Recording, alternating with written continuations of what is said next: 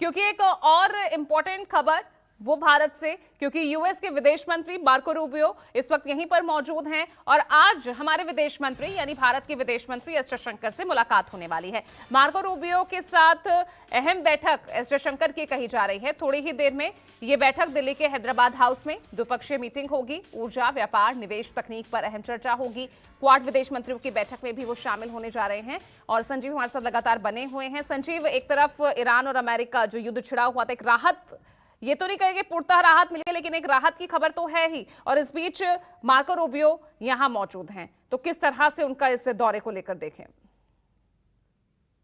पूजा, वैसे अगर हम भारत और अमेरिका के हाल के संबंधों को देखें तो कहीं ना कहीं हमारी जो नाराजगी थी, हम भले ही इसे जाहिर नहीं कर रहे थे, लेकिन वो थी बड़ी एपरेंट।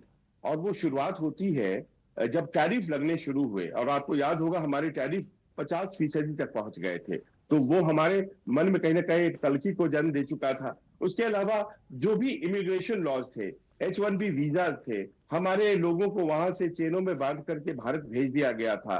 तो ये तमाम ऐसी बातें थी जिसका दर्द लेकर के हम कहीं ना कहीं अपने आप को पा रहे थे कि हम रूस के ज्यादा करीब है, वो हमारी ज्यादा सुनता है। हाल के दिनों में ये एक्सप्रेशन होने लगा था, और ये अमेरिका के लिए शायद बहुत बेहतर नहीं था। पहली बात तो ये है, और जाहिर है कि आज जब भारत के विदेश मंत्री और अमेरिका के विदेश मंत्री बैठेंगे तो इन तमाम बातों पर बातचीत जरूर होगी। राष्ट्रपति ट्रंप के द्वारा बीच बीच में कुछ भी भारत के बारे में जी। बोल दिया जाना, डेड इकोनॉमी कह दिया जाना, ये सब उचित नहीं। लेकिन दूसरी और अहम बात यह है कि अमेरिका ने एक विकल्प भारत को दिया है वेनेजुएला के तेल का। और ऐसे में जबकि मिडिल ईस्ट हमेशा से अब उतना स्थिर नहीं रहेगा, तो वेनेजुएला का जो तेल है वो भारत आना शुरू हो चुका है, जी। और इस महीने आप जानती हैं कि वो तीसरा सबसे बड़ा निर्यातक है। तो एक ऑल्टरनेटिव लाइंस पर भी बातचीत हो सकती है जहां तक एनर्जी सिक्योरिटी की बात है। जी। चलिए, तो बहुत इंपॉर्टेंट ये बैठक रहेगी, नजर इस पर भी रहेगी। बहुत बहुत शुक्रिया आपका संजीव इस तमाम जानकारी के लिए।